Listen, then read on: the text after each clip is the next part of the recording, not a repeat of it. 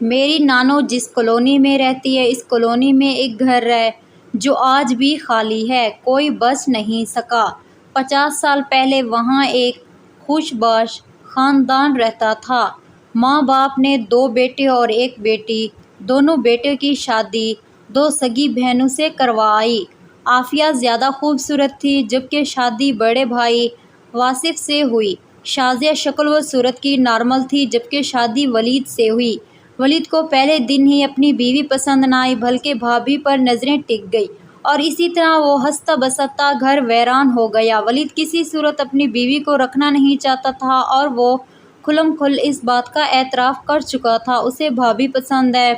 میں بھائی سے زیادہ خوبصورت تھا تو میری بیوی بھی خوبصورت ہونی چاہیے تھی۔ شادی کے 2 ماہ بعد ولید نے اپنی بیوی کو طلاق دے دی۔ اب وہ مکمل آزاد تھا اور بھابھی کے پیچھے پڑ گیا۔ ماں باپ نے ولید کو گھر سے نکال دیا لیکن کچھ ہی عرصے بعد وہ واپس آ گیا اور معافی مانگنے لگا۔ بڑے بھائی سے بھی وعدہ کیا اب بھابھی کو بہن ہی سمجھے گا۔ بڑا بھائی واصف نے بھی سوچ لیا اب تو میرے 2 بچے ہو چکے ہیں، اب وہ کیوں کر میری بیوی کو تنگ کرے گا، لیکن ولید کے ارادے ہی کچھ اور تھے۔ شروع میں اس نے بھابھی کو اپنے جال میں پھنسانے کی کوشش کی۔ عافیہ نے اس کی بات کی گھر والوں سے شکایت کی۔ ماں باپ نے ولید کو گھر کی بیٹھک تک ہی محدود کر دیا تھا۔ جب وہ کسی طرح سے اس کی باتوں میں نہیں آئی تو ولید اسے قتل کرنے کا منصوبہ بنا لیا۔ برسات کا موسم تھا، رشتہ داروں میں فوتگی ہوئی، ساس سسر کو مجبوراً وہاں جانا پڑا۔ گھر صرف واصف کی بیوی عافیہ اپنے بچوں کے ساتھ موجود تھی۔ ولید کے ہاتھ اچھا موقع لگا۔ گھر آتے وقت واصف کا بڑا بیٹا جو 3.5 سال کا تھا اس لیے آئس کریم لایا اور اس میں نیند کی دوا شامل کر دی۔ چھوٹا بیٹا ابھی صرف 1.5 سال کا تھا۔ عافیہ اسے سلا رہی تھی جب ولید کمرے میں داخل ہوا۔ ولید بھائی آپ میرے کمرے میں اجازت کے بغیر کیسے آئے؟ عافیہ نے دوپٹہ سیدھا کرتے ہوئے پوچھا۔ ولید بغیر کچھ کہے تیزی سے آگے بڑھا۔ عافیہ کو مزید کوئی موقع دیا۔ اس نے عافیہ کے منہ پر رومال رکھ دیا۔ عافیہ بے ہوش ہو گئی۔ اگر میری نہیں تو کسی کی بھی نہیں، پھر چاہے وہ میرا بھائی ہی کیوں نہ ہو۔ بے ہوشی کے عالم میں ولید اسے واش روم میں لے گیا۔ باتھ ٹب میں لٹا کر اس کے جسم سے سر الگ کر دیا۔ خون کے پھوارے نکلے۔ خون کی رفتار کم ہونے پر سر اور دھڑ کو الگ الگ بیگز میں ڈالا۔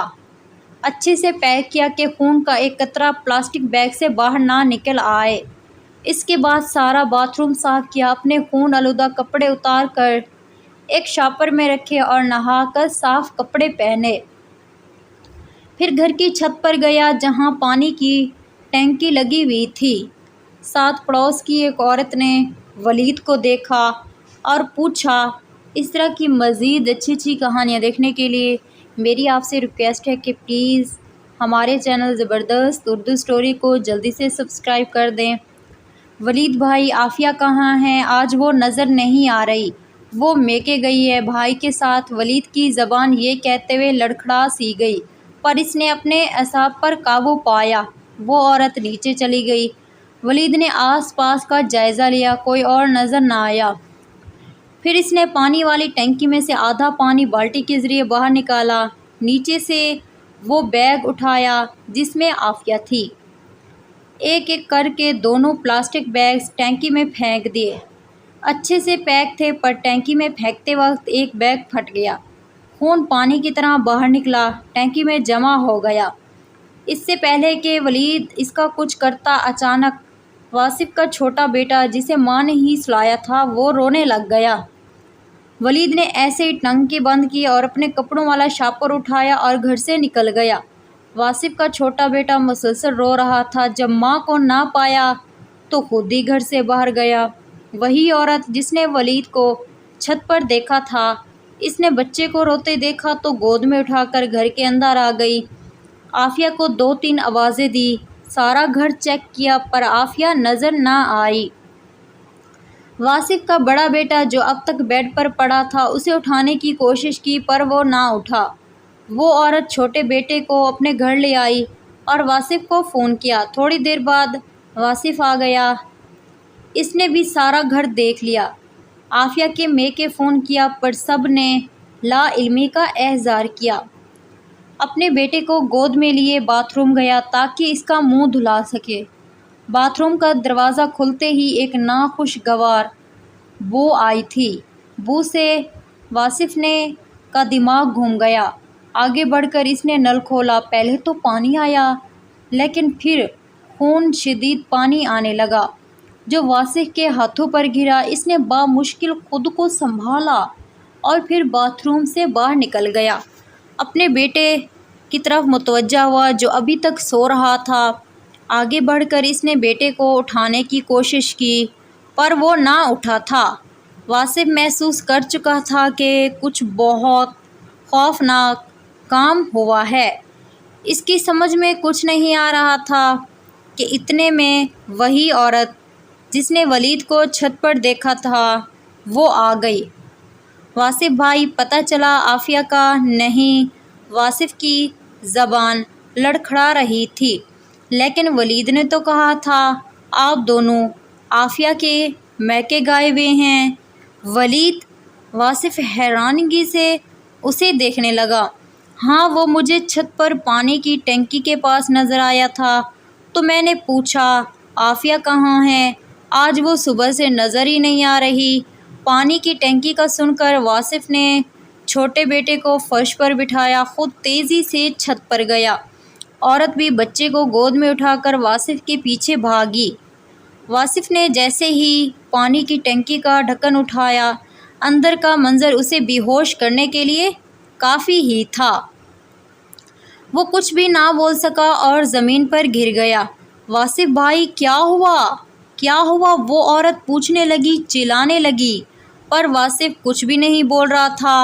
کوئی جواب نہ پا کر وہ عورت خود ہی آگے بڑھ گئی اور اس نے ٹینکی میں جھانکا۔ پھر عورت کی چیخوں نے باقی محلے والوں کو بھی متوجہ کر لیا تھا۔ ویڈیو اچھی لگے تو ویڈیو کو لائک کر دیں۔ پولیس نے آ کر عافیہ کی باڈی کو باہر نکالا۔ واصف کچھ بولنے کہنے کے قابل نہیں تھا۔ ایک محلے والے نے بڑے بیٹے کو چیک کیا اور ہسپتال لے گئے۔ واصف کے ماں باپ بھی آ گئے۔ وہ کچھ بھی نہیں بول پا رہا تھا۔ اس کے گھر آدھی دنیا جمع ہو گئی، یہاں تک کہ پولیس کی تعداد زیادہ ہی کرنی پڑی۔ واصف کو شک کے نہیں پورا یقین تھا کہ یہ حرکت ولید کی ہی ہو سکتی ہے۔ عورت پولیس کو اپنا مکمل بیان دے چکی تھی۔ ولید کا کوئی بھی پتہ نہیں چل رہا تھا کہ کہاں گیا۔ 6 مہینے تک پولیس اسے ڈھونڈتی رہی پر کوئی سراغ اس کا نہ ملا۔ وقتی طور پر انہوں نے کیس بند کر دیا تاکہ ولید جہاں چھپا ہے باہر آ جائے۔ واصف یہ مکان آدھی قیمت پر فروخت کر کے کہیں اور شفٹ ہو گیا تھا۔ 1 سال بعد گھر والوں کی مرضی سے اس کی شادی عافیہ کی چھوٹی بہن شازیہ سے کروا دی جسے ولید نے طلاق دے دی تھی۔ طلاق کی وجہ سے اس کی بھی شادی نہیں ہو پا رہی تھی، اس لیے اس کے گھر والوں نے واصف کی شادی اس سے کر دی۔ واصف اب تک سنبھل نہیں سکا تھا، ہر وقت ولید کی تلاش میں چلتا، راہ چلتے ہر انسان کو غور سے بھی دیکھتا تھا۔ آخر کب تک چوہا بل میں چھپ سکتا ہے؟ بھوک مجبور کر دیتی ہے۔ آخر کار 2 سال بعد ولید نے اپنی شادی شدہ بہن کلثوم کو خط لکھا۔ اسے امید تھی کہ کلثوم پولیس کو یا واصف کو کچھ بھی نہیں بتائے گی۔ ولید کو کچھ رقم کی ضرورت تھی جس کی وجہ سے اس نے خود ہی کلثوم سے رابطہ کیا۔ فقیر کا بیس بدل کر وہ کلثوم کے در پر آیا۔ جب کلثوم خیرات دینے آئی تو ایک خط پکڑا کر وہاں سے تیزی سے وہ چلا گیا۔ کلثوم ہکی بڑھ کے کھڑی دیکھتی رہی، پھر بے خیالی میں خط کھولا۔ پیاری بہن، میں تمہارا بھائی ولید ہوں۔ سوچا یہی تھا بہت دور چلا جاؤں گا پر یہ ممکن نہیں ہو سکا۔ زمانے کی ٹھوکریں کھا کر میں تمہارے پاس آیا ہوں۔ تھک گیا ہوں چھپ چھپ کر، مجھے کچھ پیسے دے دو تاکہ میں دبئی چلا جاؤں۔ وہاں جا کر تمہیں ہر مہینے پیسے بھیج دوں گا اور تمہارے بچوں کو بھی وہاں بلا لوں گا۔ میں کل یا پرسوں آؤں گا، امید ہے کہ تم مجھے مایوس نہیں کرو گی۔ تمہیں ہمارے بچپن کی قسم، جب ہم دونوں کالج سے واپسی پر آئس کریم کھانے جایا کرتے تھے عافیہ کے ساتھ، میں نے جو کیا وہ اس کی ہی حقدار تھی۔ تمہارا بھائی ولید۔ خط پڑھ کر کلثوم سوچ میں پڑ گئی۔ یہ تو ایک بھائی سے دھوکہ تھا۔ اگر وہ ولید کی مدد کرتی تو کلثوم کو سمجھ آ چکی تھی ولید اسے جذباتی طور پر کمزور کرنا چاہ رہا ہے۔ اسے اپنے کیا ذرا پچھتاوا نہیں۔ وہ اب بھی نہیں پچھتا رہا تھا کہ اس نے کیا کیا۔ 2 دن بعد ولید پھر سے فقیر کے بیس میں آیا۔ دروازہ کھٹکھٹایا، اندر سے کلثوم آئی۔ بھائی آپ آ گئے، پیسے اندر رکھے ہیں، میں لاتی ہوں۔ مجھے پتا تھا میری بہن مجھے دھکار نہیں سکتی، تبھی تو میں تمہارے پاس دوبارہ آیا تھا۔ پھر اچانک ولید کو ایک بھاری ہاتھ کندھے پر محسوس ہوا۔ پیچھے مڑ کر دیکھا تو پولیس اور واصف کھڑے تھے۔ آخر کار چوہا ہاتھ آ ہی گیا۔ بہت کر لی عیاشی، چلو اب جیل جانے کے دن آ گئے، ایک پولیس والے نے اسے کہا تھا۔ ولید نے واپس بہن کی طرف دیکھا جس کی آنکھوں میں ولید کے لیے نفرت تھی۔ کلثوم کے پیچھے سے ولید کی ماں بھی آ گئی۔ ماں کو دیکھ کر ولید ماں کی طرف بڑھنے لگا تھا۔ امی جان مجھے بچائیں، اپنے گناہ کا احساس ہے مجھے، میں واصف کے پاؤں پکڑ لوں گا، پلیز امی جان مجھے ان لوگوں سے بچا لیں۔ ولید نے مگرمچھ کے آنسو بہائے۔